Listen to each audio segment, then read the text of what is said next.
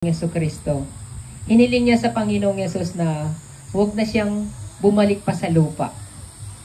Pero dahil sa narinig ng Panginoon yung panalangin ng kanyang asawa, ang panalangin ng kanyang asawa kasi ay, sabi niya, Panginoon, huwag niyo munang kunin sa amin ng pastor dahil hindi pa po namin kaya.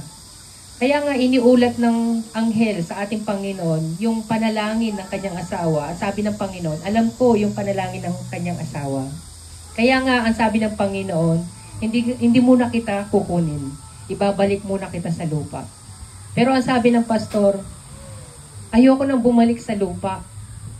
Dito na lang ako, pero nalungkot ang ating Panginoong Yesus dahil nga gusto na niyang manatili doon. Pero ang gusto ng Panginoon ay bumalik siya sa lupa. Kaya nga nung makita ng pastor na nalungkot ang ating Panginoong Yesus, ang sabi niya, patawarin mo ako sa aking kasalanan. Sabi niya, nakahanda na akong bumalik sa lupa. Pero sabi niya, samahan mo ako saan ako magpunta. Saan ako magpunta, tulungan mo ako. Ang sabi ng ating Panginoong Yesus sa kanya, ibabalik kita sa lupa. Ipahayag mo sa kanila ang ipinapasabi ko. Merong 6 na mensahe ang ating Panginoong Jesucristo para sa iglesia. Ito'y para sa iglesia, hindi lang sa Malaysia, kundi para sa ating lahat din naman na sumasamba sa ating Panginoon. Ito ang sabi ng ating Panginoong Jesucristo. 6 na mensahe ang pinapaabot sa atin ng ating Panginoon. Ito ang una niya sinabi. Ito ang unang mensahe ng ating Panginoon. Sabi niya, sumampalataya. Sabihin mo sa kanila, sumampalataya sa Diyos ng buong puso, ng buong pag-iisip, ng buong kaluluwa, at lahat ng mga may pag-aalala, pag-aalinlangan at pagdududa ay hindi makakapunta ng langit. Ipinag-uutos ng ating Panginoong Jesucristo na sumampalataya tayo sa Kanya ng buong puso, ng buong isip at ng buong kaluluwa. Ibig sabihin, buong buo ang ibibigay natin sa ating Panginoong Jesucristo. Ang sabi niya, sa lahat ng may pag-aalala at pag-aalinlangan at pagdududa ay hindi makakapunta ng langit.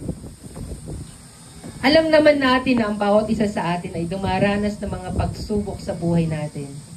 Iba-iba yung mga pagsubok sa buhay natin bilang isang mga mananampalataya. Ang iba sa inyo ay dumaranas ng mga spiritual battle. Ang iba sa inyo, financial problem. Ang iba sa inyo, emotional problem. Ang iba sa inyo ay mental problem. Magkakaiba yung mga pagsubok na dinaranas natin sa buhay natin. Pero ang sabi ng ating Panginoon, sumampalataya ka sa akin ng buong puso, ng buong kaluluwa at ng buong pag-isip. Pero kapag ikaw ay punong-puno ng alalahanin, hindi ka makakapunta ng langit. Anong ibig sabihin nun? Alam ng ating Panginoon na tayo ay dumaranas ng mga problema sa mundong ito. Pero alam naman natin na yung mga tao sa mundong ito, kapag sila ay may problema sa buhay nila, sila ay tumatangi sa harapan ng ating Panginoon. Pag sobrang marami silang alalahanin, yung mga tao na yun, buong puso silang tumatawag sa ating Panginoon. Totoo hindi. Kapag tayo marami mga problema, doon lang natin nafe-feel sa harapan ng ating Panginoon na tayo umiiyak. Kasi nga, punong-puno na tayo ng kabigatan. Nararamdaman natin yung puso natin na gusto nating umiyak sa harapan ng ating Panginoon. Nagiging sincerity tayo sa harapan ng ating Panginoon kapag marami tayong mga problema. Kapag marami tayong hinihingi sa harapan ng ating Panginoon.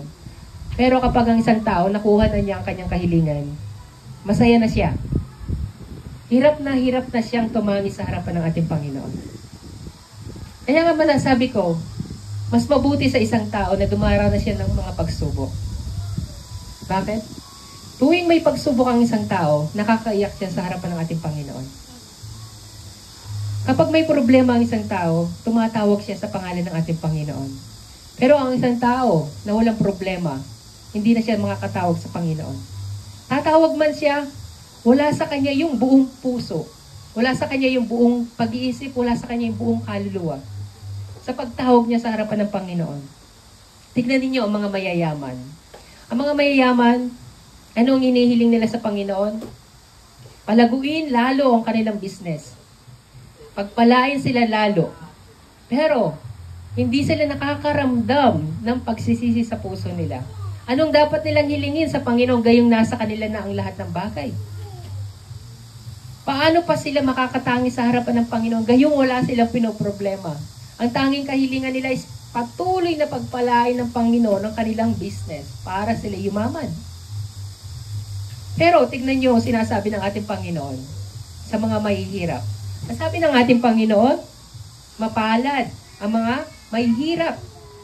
Mapalad ang taong walang ibang inaasahan, kundi ang Diyos, sapagkat mapapabilang sila sa kaharian ng langit. Sa taong mahihirap, alam natin na punong-puno siya ng kapighatian sa kanyang puso. Punong-puno siya ng pagtangis sa kanyang puso. Kaya nga sabi ng Panginoong Yesus, sumampalataya ka sa akin ng buong puso. Kaya nga sinasabi ko sa inyo, mas mabuti sa isang tao na siya'y dumaranas ng problema o pagsubok. Dahil doon, nasusukat ang kanyang pananampalataya. Doon nasusukat yung paglapit niya sa ating Panginoong Jesucristo. Pag wala tayong problema, nakakalimutan natin ang Panginoong Yesus. Nakakalimutan natin tumangis. Ibig sabihin, tumatangis tayo sa pansarili natin. Pero kapag wala tayong problema, hindi tayo makatangis. Nakakalimutan natin tumangis para sa ibang mga tao. Nandyan yung pamilya natin, nandyan yung mga anak natin na walang pananampalataya na dapat sana'y tinatangis din natin sila sa harapan ng ating Panginoon. Hindi lang yung mga problema, sabi nga ng Panginoon, sa lahat ng mga ipag-aalala, tuwing may alalahanin lang ba kayo iiyak sa harapan ng ating Panginoon?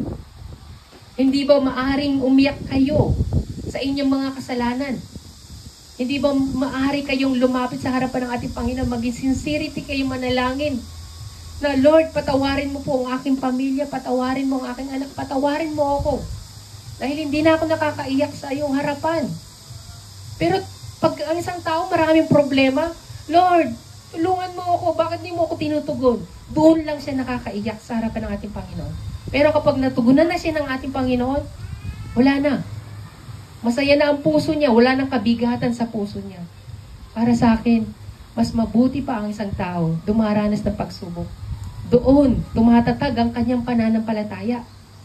Doon, lumalalim yung kagandahang loob ng ating Panginoong Jesucristo. Dahil the more na marami kayong problema, the more na nandyan yung ating Panginoon para yakapin kayo. Mararamdaman mo at mararamdaman ang presensya ng ating Panginoon. Kaya nga anong sabi ng ating Panginoon? Mapalad ang walang ibang inaasahan, kundi ang Diyos.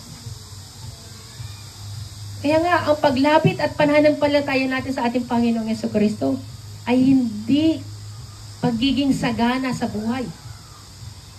Hindi porke lumapit tayo sa ating Panginoon, hindi porke may pananampalataya na tayo, magiging sagana ng ating buhay. Tingnan ninyo yung mga bagay na sinasabi ng ating Panginoon. Ang sabi niya nga doon sa kwento na isang tao na lumapit sa ating Panginoong Yesus. Ang sabi niya, Guro, lalapit, sasama ako sa iyo saan ka man magpunta. Akala ng tao na yun, kapag sumama siya sa ating Panginoong Yesus, siya ay magiging marangya sa buhay niya. Pero anong sagot ng ating Panginoong Yesus? Ang sagot niya sa kanya, may lungga ang asong gubat. Pero ang anak ng tao ay wala man lang matirhan. Ibig sabihin, ang pagsunod mo sa akin ay hindi pagyaman. Ang pagsunod mo sa akin ay punong-puno ng kahirapan at pagsubok. Yun ang pagsunod natin sa ating Panginoong Yesus. Hindi pagiging marangya sa buhay. Kaya nga yung lahat ng alalahanin mo, alisin mo. Alisin mo yung bagay na gusto mong maging maayos ang iyong buhay. Hindi, walang kapayapaan sa mundong ito. Alalahanin niyo, ang mundong ito ay sinumpa. Sinumpa, ang naghahari dito ay ang lahat ng gawa ng mga demonyo. Kaya mga kapatid, sinabi nga ng ating Panginoon, mas madali pang makapasok sa butas ng karayom ang isang kamelyo kesa sa isang mayaman na makapunta ng langit. Hindi kayamanan ang pinag-uusapan, kundi pananampalataya ng buong puso, ng buong kaluluwa at ng buong pag-iisip. Ibig sabihin, ibibigay mo ng buong buo ang iyong sarili sa harapan ng ating Panginoon. Kaya mga kapatid, pagpapala man yan o pagsubok man yan, dapat maging matatag tayo sa harapan ng ating Panginoon. Hindi tayo dapat nagpapatinag sa mga bagay na alalahanin. Tignan ninyo yung halimbawa ng mag-asawa. Ang dalawang mag-asawa, nung sila ikasal, Anong pangako nila sa harapan ng ating Diyos? Nangako sila till death to us part. Sa hirap at ginawa, magsasama sila. Hanggang kamatayan, magmamahalan sila. Nangako sila sa harapan ng ating Panginoon na sila'y magsasama sa hirap at ginhawa. Ganyan din ang ating relasyon sa harapan ng ating Panginoon. Ginawa ng ating Panginoon na magkaroon kayo ng asawa nang sa gayon mas maunawaan ninyong mabuti kung ano nga ba yung pagtitiis at pagmamahal sa isa't isa. Magmahalan kayo hanggang sa huli. Maghirap man kayo o maging mayaman man, magmahalan kayong dalawa. Yan ang gusto ng ating Panginoon dahil ang ating Panginoon ay nakipag-isa rin sa atin bilang mag-asawa. Ang ating Panginoon nakipagtipan sa atin. Nakipagtipan sa atin ang ating Panginoong Jesucristo sa paanong paraan. Sa pamamagitan ng kanyang dugo na inialay, ang kanyang katawan na ibinigay niya para sa atin. Kaya nga sinasabi niya, dapat natin siyang sambahin sa espiritu at katotohanan. Dapat nating ialay ang ating sarili bilang handog na buhay. Kaya ang ating Panginoong Jesucristo, ibinigay sa atin ang bagong tipan. Sabi nga niya, ang kopang ito, ang bagong tipan ng Diyos na pinagtibay ng aking dugo. Ibig sabihin, katulad ng mag-asawa, ang relasyon natin sa ating Panginoon ay iisa na. Itinuturing tayo ng ating Panginoong Jesucristo na asawa. Kaya maging tapat tayo sa ating asawa. Kung ano ang ginagawa natin sa ating asawa, ganyan din sa harapan ng ating Panginoon. Ibinigay sa inyo ng karapatan magkaroon ng asawa nang sa gayon mas maunawaan ninyo mabuti yung relasyon ninyo sa ating Panginoong Jesucristo. Para mas maunawaan yung mabuti kung ano nga ba yung pagmamahal. Pag-aaruga, kapag mayroon kang asawa, nandyan yung sincerity ng pagmamahal, nandyan yung carry. Pagkikare mo sa iyong asawa, nandiyan yung pag-aalaga mo sa iyong asawa. Kaya binigyan ka ng Panginoon ng asawa para mas maunawaan mo mabuti. Lumago ka sa harapan ng ating Panginoon. Kaya nga sinasabi niya rin yun, sa aklat ng 1 Peter, chapter 1, verse 18 to 19. Alam ninyo kung ano ang ipinagtubos sa inyo sa walang kabuluhang pamumuhay na inyong minana sa inyong mga magulang. Ang ipinagtubos sa inyo hindi ang mga bagay na nasisira o nauubos. Tulad ng ginto o pilak. Para sa mundong ito, mahalaga ang ginto at pilak. Mahalaga yung mga bagay na ayan. Pero sabi ng Panginoon, huwag kayong mag-alala dahil hindi kayo makakapunta ng langit kung punong-puno kayo ng alalahanin. Sabi ng Panginoon, sinasabi niya dito, kundi sa pamagitan ng halagang dugo ni Kristo, siya mismo yung naging korderong walang batik at kapintasan. Ang ating Panginoong Jesucristo ay binigay niya ang kanyang dugo't buhay para sa atin. Para tayo matubos sa ating mga kasalanan. Pero tayo, hindi man lang natin maibigay sa ating Panginoon yung buong puso, yung buong pag-iisip, buong kaluluwa, yung pananampalataya. Ang Panginoong Jesucristo, ibinigay niya sa atin ang kanyang dugo. Yung buong buhay niya, ibinigay niya sa atin. Siya'y Diyos, siya'y anak ng Diyos, pero nagawa niya yun dahil mahal niya tayo. Nais ng ating Panginoon na tayo mapatawad sa ating mga kasalanan. Nais ng ating Panginoon na tayo iligtas mula sa kapahamakan sa impyerno. Ginawa niya iyon para sa atin. Hindi sa pamagitan ng mga pilak o ng mga diamante, kundi yung dugo niya mismo ang ibinigay para sa atin. Kaya nga sabi ng ating Panginoong Jesucristo, ibigay ninyo ang para sa Diyos. Ibigay ninyo ang para sa ating Panginoon. Yung buong puso ninyo, ibigay ninyo para sa Kanya. Kapag malungkot ka, sinong tinatawagan mo? Ang ating Panginoon, siya mismo nag-aaliw sa iyo. Kapag nasa bingkit ka ng kamatayan, o nasa panganib ka, sino tinatawag mo? Ang Panginoong Yesus mismo ang tinatawag mo. Pag may problema ka, ang ating Panginoong Jesucristo mismo ang tumutugon sa iyong mga problema. Siya yung tumutulong sa iyo. Lahat na ibinibigay sa iyo ng Panginoon. Kapag may kailangan ka, ibinibigay sa iyo ng ating Panginoon. Pero pagdating sa Kanya, ano kaya mong ibigay sa ating Panginoon? Ang gusto ng Panginoon, maging sincerity ka lang sa Kanya. Bilang isang asawa, iparamdam mo sa ating Panginoon na mahal mo siya ng buong puso. Bilang asawa, ibigay mo sa Kanya yung katapatan mo.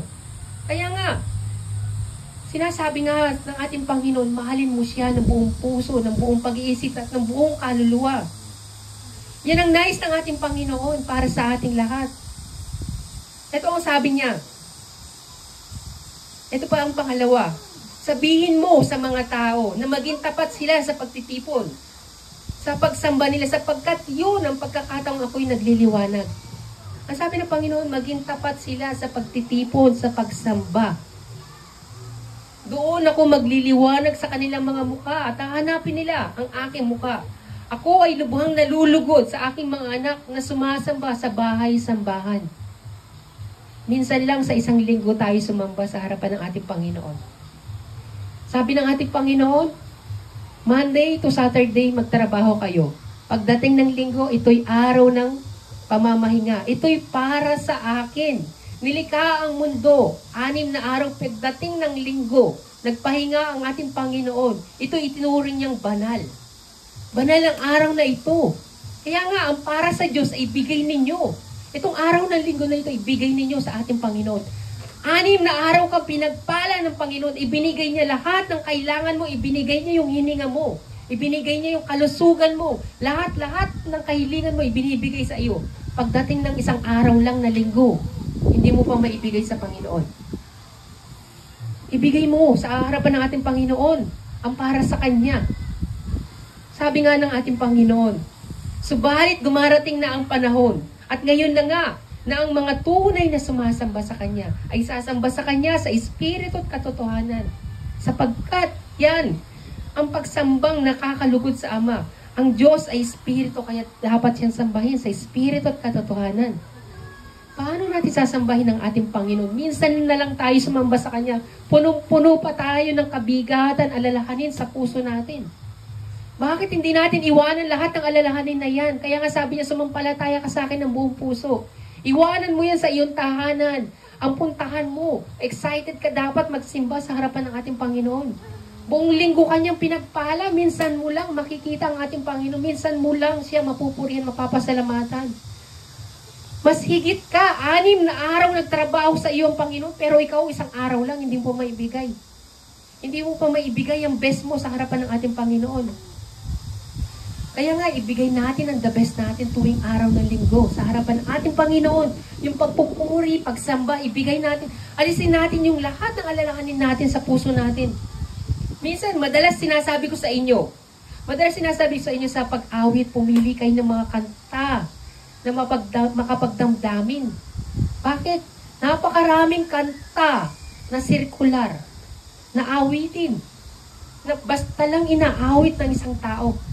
Umaawit sila dahil gusto nila yung awitin na yun. Dahil yun ang kaya nilang awitin. Dahil yun, dun sila nasisiyahan sa pagkanta.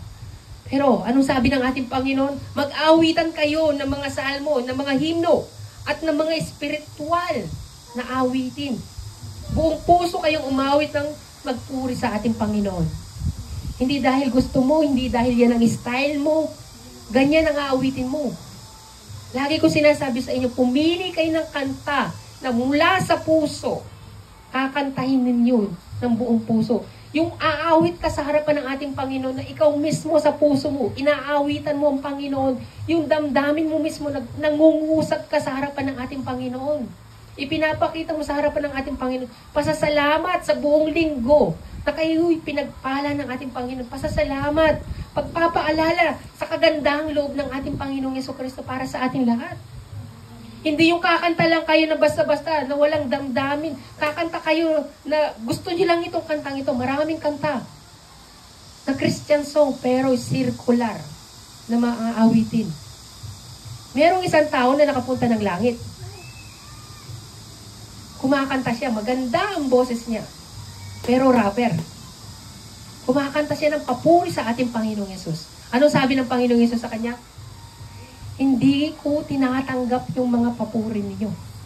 Hindi ko tinatanggap yan. Ang tinatanggap ko ay himno, salmo, spiritual. Dahil sinasabi ng ating Panginoong Yesus, ang pagsamba natin dito ay larawan lang sa pagsamba sa langit. Kung hindi ka maayos sa pagsamba dito sa lupa, paano ka pa makakasamba sa langit? Ito'y pag-exercise lamang para tayo'y matutong sumamba ng maayos sa harapan ng ating Panginoon. Kahit gaano ka pa kaganda ng boses, kahit gaano pa kaganda yung kanta na kinakanta mo, hindi yan tatanggapin ng ating Panginoong Yesus. Walang rapper doon sa langit, walang disco-disco sa langit. Ang papuri sa Panginoon, himno. Himno. Makapagdamdamin. Tignan nyo sa David, yung mga aklat niya, sa aklat ng awit. Yung lahat ng babasahin mo dun, mula sa puso niya. Kakanta ka ng mula sa puso. Kung ano ang nasa puso mo, damdamin mo, kakantahin mo yun. So yung lyrics na yun, ikaw mismo, sasabihin mo sa yung bibig magmumula sa puso mo. Hindi ka basta kinanta mo lang yun. Kundi sa puso mo mismo. Ako, naging 5 years akong worship leader. So 5 years kong worship leader, ganito ang ginagawa ko. Monday pa lang, nagdarasal na ako para sa mga awiting tatanggapin. Para sa awiting kakantahin. 5 days ka magdarasal para lang sa kanta. Hindi dahil gusto kong kantahin yun, hindi. Kundi gusto ng Panginoon. Hindi ikaw ang mapipili ng kanta, kundi ang Panginoon. 5 days akong mananalangin sa harapan ng Panginoon. Pagdating ng Friday, dun palang malalay na pa mga kanta. Ganon, yung tao na worship leader. Kaya nga ang Panginoong Yesus, nagbigay siya ng gift of Holy Spirit, isa dun sa mga 7. Ang sabi niya doon, binibigay ko sa inyo yung gift of Holy Spirit na malaman kung ito ba'y mula sa Espiritu Santo at mula ito sa Diablo. Kaya nga may circular na mga awiting pang-Christian. Pero, kayong mga umaawit, mga worship leader, dapat meron kayong gift of Holy Spirit na malaman na yung awitin na yun ay mula sa circular. At kung ito'y mula sa Espiritu Santo. Merong timpla ng isang bagay na mararamdaman mo sa puso mo kapag yun ay mula sa demonyo. Mula yun sa circular na awitin. Maunawaan mo yun kung ikaw ay hihingi sa Panginoong Jesucristo ng kakayahan mula sa Espiritu Santo. Nung una, ginagawa ko yun.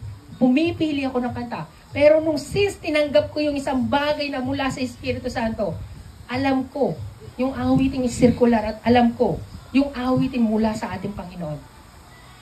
Kaya nga, tuwing araw ng linggo, Monday pa lang ipagdasal mo na para maibigay mo sa ating Panginoon yung the best na papuri sa Kanya.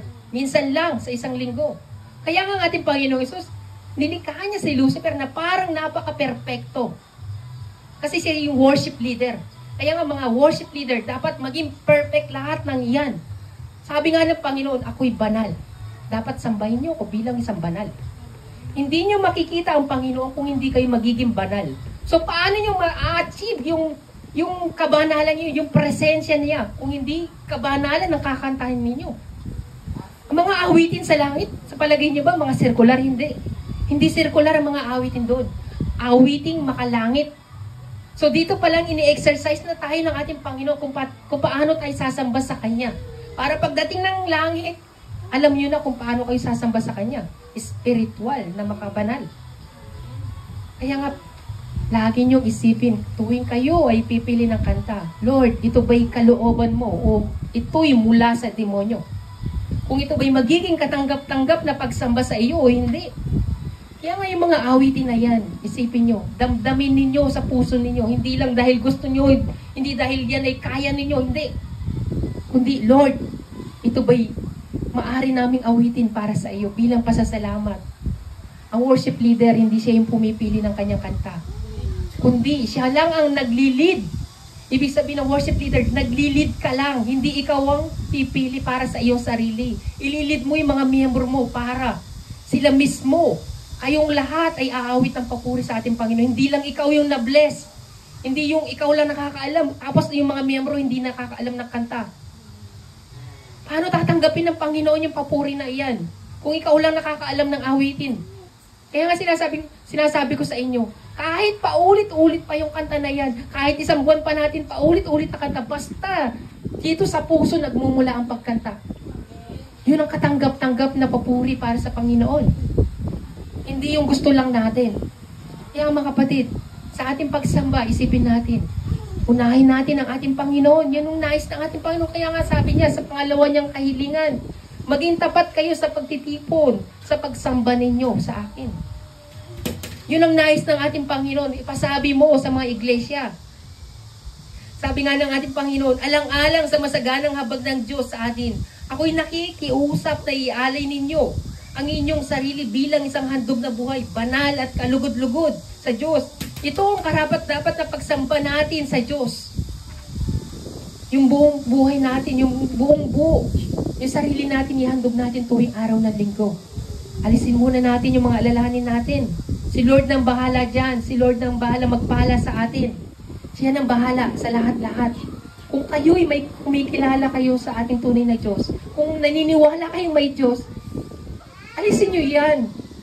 Minsan lang mamit ninyo ang ating Panginoon. Kung kayo ay may mahal sa buhay, minsan lang ninyo makita, natural excited kayong mamit ang ating Panginoon. Ganon din sa inyong asawa. Sa inyong mga anak, minsan nyo lang sila makasama. Sigurado, magiging masaya kayo kapag nakita nyo yung pamilya ninyo. Kaya nga, dito sa pangatlong kahilingan ng ating Panginoon, sabihin mo sa mga iglesia ang sabi ng ating Panginoon. Ito ang pangatlo. Sila ay dapat maging tapat sa pananalangin. Sundin ang kalooban ko at mamuhay ng naayon sa aking salita. Pinapaalalahanan ko kayo lagi. Hina-highlights nyo ba yung mga preaching? Alam nyo ba, ang pagsunod, sabi ng ating Panginoong Jesucristo, kapag hindi kayo sinunod ng mga tinuturuan nyo, huwag kayong mag-alala. Sa akin sila hindi sumusunod.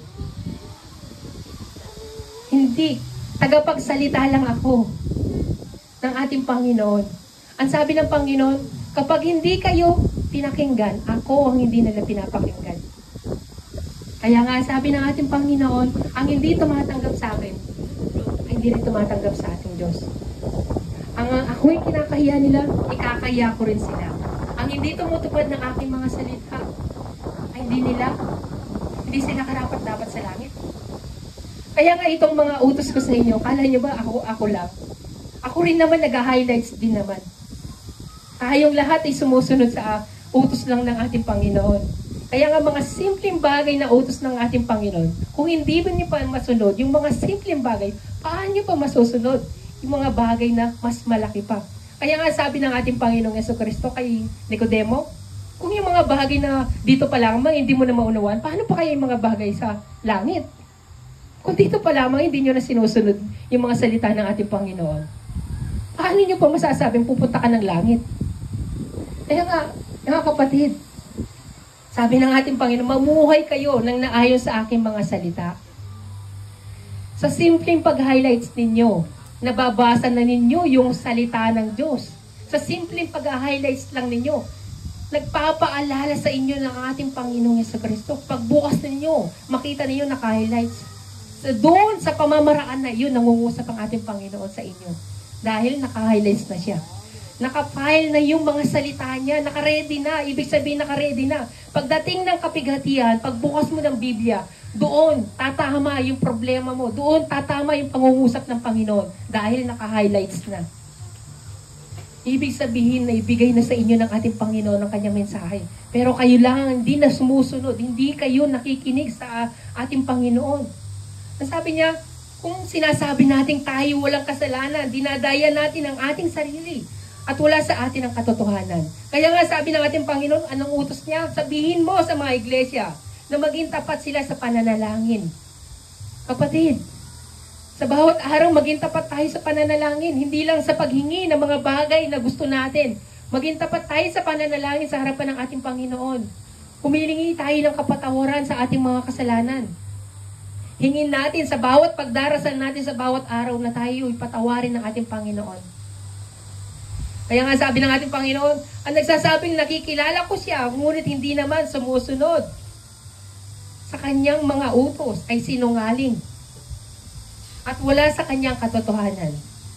So, ang Panginoon nagsasabi na ang taong hindi sumusunod sa salita ng Diyos ay sinungaling. Kaya nga i-highlights ninyo ang salita ng Diyos. Bilang pagsunod ninyo sa utos ng Diyos, hindi sa akin. Dahil ako mismo ay nag-highlights din naman sa lahat ng mga ipinabahagi ko sa inyong lahat. Tayong lahat ay dapat sumunod sa kalooban ng ating Panginoon. Kung talagang tayo'y nasa atin ang katotohanan, sumunod tayo sa utos ng ating Panginoon. Kaya nga, sa pananalangin natin, sabi ng ating Panginoon, humingi kayo at kayo'y bibigyan. Humanap kayo at kayo ay makakatagpo. Kumatok kayo at kayo'y pagbubuksan ng ating Panginoon. Maging tapat lang kayo sa ating Panginoon. Magtiwala lang kayo sa ating Panginoon, natutugunin kayo ng ating Panginoon. Kumatok kayo. Lagi lang kayong kumatok sa puso ng ating Panginoon. Makakatagpo kayo. Makakahanap kayo ng kasagutan kung kayo ay sasampalataya lang sa inyong mga panalangin. Kaya magtiwala kayo sa inyong mga panalangin. Ito ang ikaapat na mensahe ng ating Panginoon. Sabihin mo sa mga iglesia na dapat silang maging tapat at masunurin sa pagbibigay ng kanilang mga ikapu o ikasampung bahagi o kanilang kinikita o kanilang mga kaloob. Mga kapatid, alalahanin ninyo, yung trabaho natin, sinasabi ng ating Panginoon, maging tapat tayo at masunurin sa pagbibigay ng kanilang mga ikapu o kasampung bahagi. Minsan lang tayo magbigay sa harapan ng ating Panginoon. Hindi pa natin maibigay yung mga bagay na ito. Anong sabi ng ating Panginoon sa Malakyas? Ang tanong ko naman, matuwid bang pag nakawan ng tao ang Diyos? Yun ang tanong ng ating Panginoon. Hindi, ngunit pinagnanakawan ninyo ako. Sa paanong paraan? Sa mga ikasampung bahagi at mga handog. Isinusumpa ko kayong lahat sapagkat ako'y pinagnanakawan ng buong bansa. Ang sabi ng ating Panginoon, dalhin ninyo ng buong buo ang inyong mga ikasampung bahagi sa tahanan ng Diyos upang matugunan ang pangangailangan ng aking tahanan. Subukin ninyo ako sa bagay na ito kung hindi ko buksan ang mga bintana ng langit at ibuhos sa inyo ang masaganang pagpapala. Utos ng ating Panginoong Yesus, hindi ko utos, na ibigay natin ang kasampung bahagi at mga handog sa harapan ng ating Panginoon. Yun ay napakahalaga. Maraming tao na mananampalatayang nasa impyerno dahil hindi sila nagbibigay ng tama. Hindi sila nagbibigay ng kasampung bahagi nila. Although na perfect na sila, pero pagdating sa pagbibigay, sumablay sila, punta sila ng impyerno.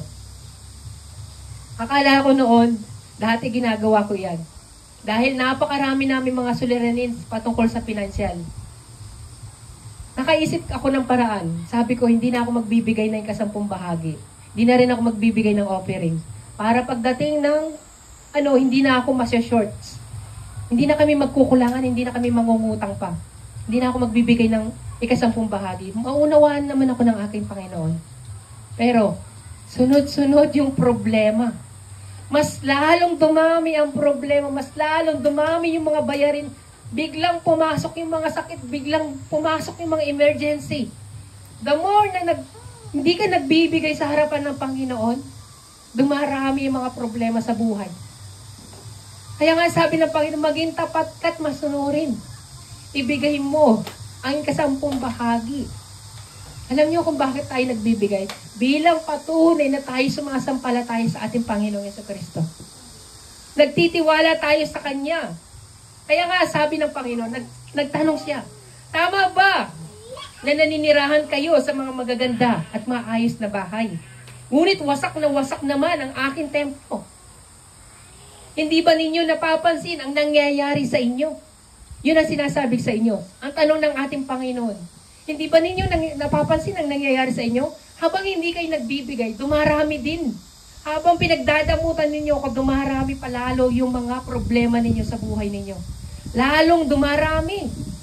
Ang sabi ng Panginoon, marami na kayong inasik. Ngunit, kaunti lamang ang inyong ani. May mga pagkain nga kayo.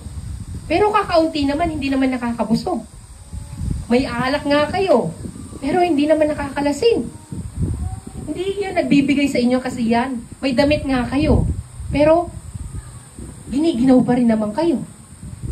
Nagtatrabaho kayo, pero, kinukulangan pa rin kayo.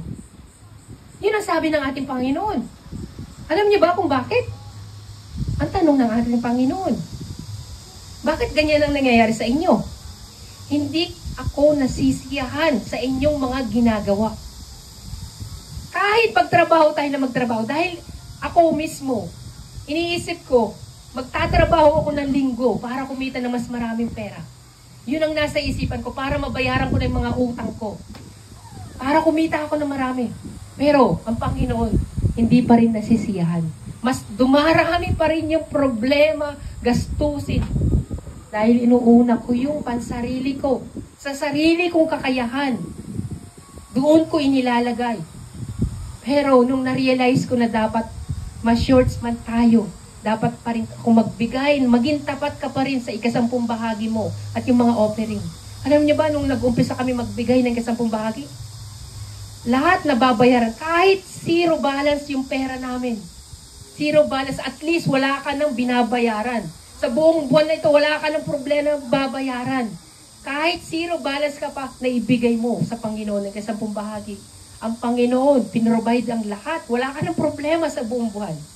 Kesa sa tinitiis mo na hindi ka magbigay, mas pero dumarami pa rin ang problema. Kasi nga ang sabi ng ating Panginoon, hindi ako nasisiyahan sa inyong mga ginagawa dahil hindi kayo tapat sa pagbibigay.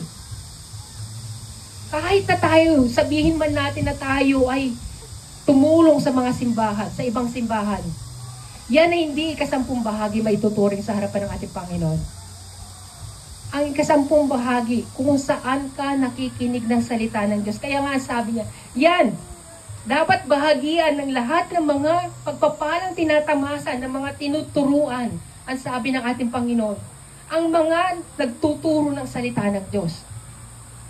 Ibig sabihin lang nun, lahat ng ikasampung bahagi ay gagamitin yun para sa simbahan, sa mga tinuturuan. Yung mga ibinibigay natin tulong para sa ibang tao, sa ibang simbahan, yan ay love offering. Katulad ng mga Israelita noon. Nagbibigay sila ng tulong para sa ibang simbahan. Yun ay love offering para sa ibang simbahan. Hindi yun ikasampung bahagi. Ang ikasampung bahagi na itinuturing ng ating Panginoon, kung saan ka tumatanggap ng salita ng Diyos. Kaya nga sabi niya, tumanggap ka ng libre. Yamang tumanggap ka ng libre, magbigay ka ng libre.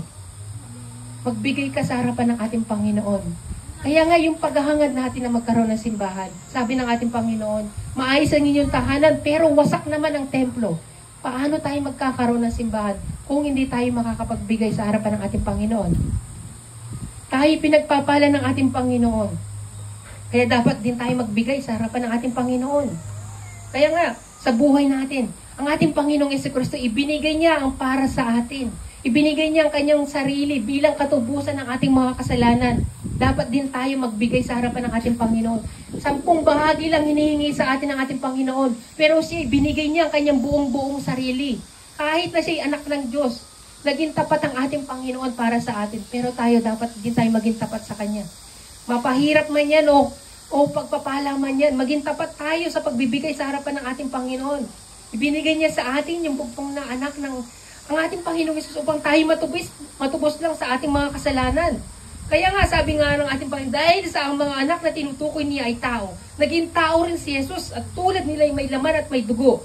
Ginawa niya ito upang sa pamagitan ng kanyang kamatayan ay mawasak niya ang kapangyarihan ng dyablo na siyang kapangyarihan ng kamatayan. Ang ating Panginoong Hesus ay nag-aalay ng kanyang buhay pero tayo hindi natin maibigay yung pera na para sa ating Panginoon. Ang Panginoong Hesus mismo, sa Kanya rin naman niyang galing, sa Kanya rin naman niyang pera. Huwag nating angkinin. Alam naman natin na sinabi ng ating Panginoon na walang makakapunta ng langit na magnanakaw. So sa pamagitan ng ikasampung bahagi, pinagnanakawan natin ang ating Panginoon. Kaya magbigay tayo sa harapan ng ating Panginoon. Ibigay natin ang para sa Kanya. Ipinakita lang ng ating Panginoon yung pagmamahal niya para sa atin. Kaya ipakita rin natin sa ating Panginoon. Ibigay natin ang para sa Diyos, ang para sa Kanya. Huwag natin angkinin ang para sa Diyos. Kaya nga sabi niya, ibigay natin ang para sa Diyos. Maging bukal sa ating puso yung pagbibigay natin sa harapan ng ating Panginoon. Alam naman natin na dito sa Korea, ang paniniwala nila na kapag ikaw ay nagbigay, magiging mayaman yung mga tagapagturo. Pero para sa atin, gagamitin natin yung mga bahagi na yan para sa gawain sa harapan ng ating Panginoon. Para sa paglago sa gawain, para sa future, na kung tayo man ay magkaroon ng simbahan, tayo ay mamumuhay na mangangaral ng magandang balita. Gagamitin natin yan para sa mga mangangaral, para sa pagpapahayag na salita ng Diyos. Kaya nga mga kapatid, maging tapat tayo sa harapan ng ating Panginoon. Kung paano naging tapat ang ating Panginoong Yesus, maging tapat din tayo sa harapan niya. Ito naman ang mensahe ng ating Panginoon sa 5. Ang sabi niya, dapat nilang ibigay sa akin sa pananalangin ng kanilang mga kayamanan. At ari-arian at ang mga ito'y aking pangangalagaan at sila'y pagpapalain ko habang sila'y nasa mundo upang sa aking muling pagbabalik sa ikalawang pagkakataon na hindi sila nakayakap sa kanilang mga kayamanan sa mundong ito. Kaya nga sa pananalangin natin, ipagkatiwala natin sa ating Panginoon lahat ng kayamanan daw natin sa harapan ng ating Panginoon. At ang ating Panginoon na magpapala.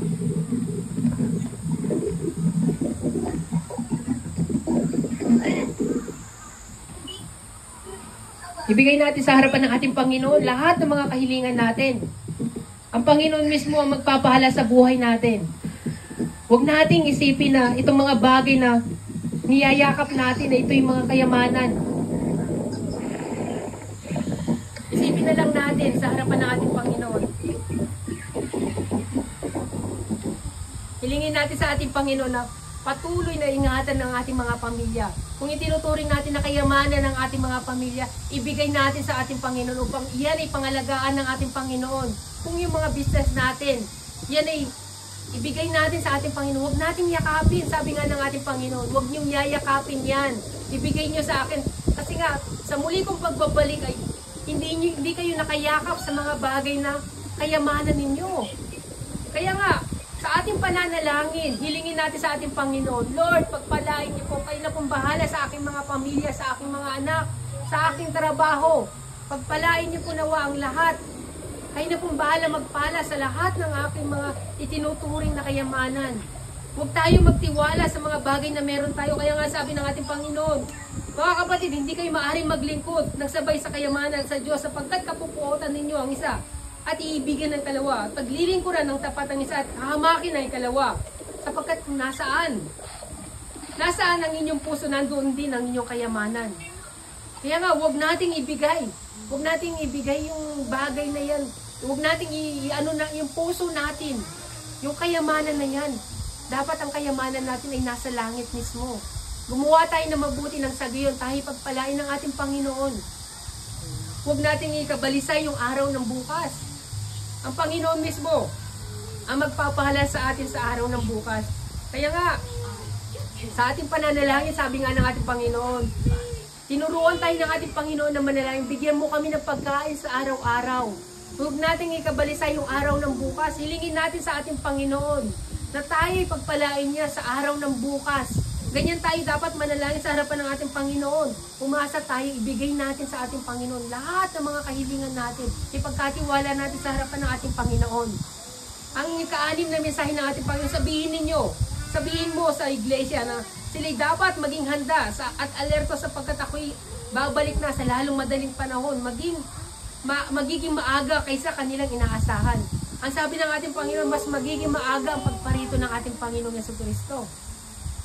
Kaya nga sinasabi niya, sa mga nasa bubungan ay huwag na mag-abala pang kumuha na kahit ano sa loob ng bahay. At nasa bukid ay huwag nang umuwi upang kumuha ng balabal. Sa mga araw na yun, kawawa ang mga nagdadalang tao at nagpapasuso. Alam niyo ba kung sino yung mga nagdadalang tao na yun? Sinasabi ng ating Panginoon. Kung iisipin natin, kawawa pala yung mga mayroong anak at nagbubuntis. Hindi yun. Ang sinasabi ng Panginoon na kawawa ang mga nagdadalang tao, yung bitbitin ninyo. Yung mga bitbitin ninyo sa buhay ninyo sa araw ng Panginoon. Pag dumating siya, kaya nga sabi niya doon sa number 5, ibigay ninyo sa akin ang kanyang kayamanan. Kaya nga kung kayo, bibit-bitin nyo mismo yung lahat ng alalahanin ninyo. Bibit-bitin ninyo yung, kaya nga doon sa umpisa pa lang sinabi ng ating Panginoon, lahat ng may alalahanin, lahat ng mga pag-aalinlangan ay hindi makakapasok ng langit. Yun yung mga taong nagdadalang tao na niyayakap ninyo, bit-bit ninyo, alalahanin yan, sinasabi ng ating Panginoon, maiiwan ka sa huling araw. Kaya nga sa pagbabalik ng ating Panginoon, kawawa ka. Kawawa ka na nagdadalang tao. Huwag mong ikabalisay yung araw ng bukas. Kaya nga sabi ng ating Panginoon, huwag ka nang bumalik pa para kumuha ng balaban. Dahil sa pagparito ng ating Panginoon, one click lang. Hindi na ninyo makikita pa yung mga bagay na marami pang bagay, kundi one click lang, iaangat lahat ng mga pinili ng ating Panginoon. Kaya nga sabi ng ating Panginoon, ipanalangin ninyo na nasa inyong pagtakas ay huwag mataon. sa taglamig o sa araw ng pamamahinga. Napakahalaga po ng araw ng pamamahinga. Dahil ang araw ng pamamahinga ay araw ng kapahingahan nating lahat. Ibig sabihin kapahingahan ng lahat. Pagpunta ng langit. Pagpapahinga na ang lahat. Araw ng kapahingahan ng ating Panginoon ay darating. Although na hindi sinasabi ng ating Panginoon, pero ang sabi niya, ipanalangin ninyo na hindi matuon ang inyong pagtaka sa araw ng pamamahinga. Ang pagparito ng ating Panginoon hindi matuon sa araw ng pamamahinga. Dahil ang araw ng pamamahinga, ang mga tao ay abala sa kung ano-ano mga ginagawa nila. Kaya nga tayo, sa araw ng pamamahinga, magsimba tayo at ibigay natin ang the best natin para sa harapan ng ating Panginoon. Kaya nga itong mga mensahe na ito ay binibigay sa atin ng ating Panginoon para sa iglesia. Para sa ating lahat ng ito, hindi para lang sa bansang Malaysia, kundi para sa ating lahat na ibigay natin ang para sa Diyos. Ibigay natin ang para sa Kanya na nararapat kung paano tayo pinagpala ng ating Panginoon. Ibigay natin ang para sa ating Diyos. Minsan lang tayo sumamba sa harapan ng ating Panginoon. Minsan lang tayo magbigay, minsan lang tayo umawit. Minsan lang ang lahat ng ito, ibigay natin ang the best natin sa harapan ng ating Panginoon. Kaya nga, sa oras na ito, tayo manalangin sa harapan ng ating Panginoon. Magdasal tayo at humingi tayo ng kapatawaran sa lahat ng ating mga kasalanan, sa mga bagay na pagkukulang na meron tayo, yung mga bagay na hindi natin naibigay sa harapan ng ating Panginoon. Ipagdasal natin at hingin natin ang tawad sa harapan ng ating Panginoon. Tayong lahat ay manalangin at tumawag sa ating Panginoon.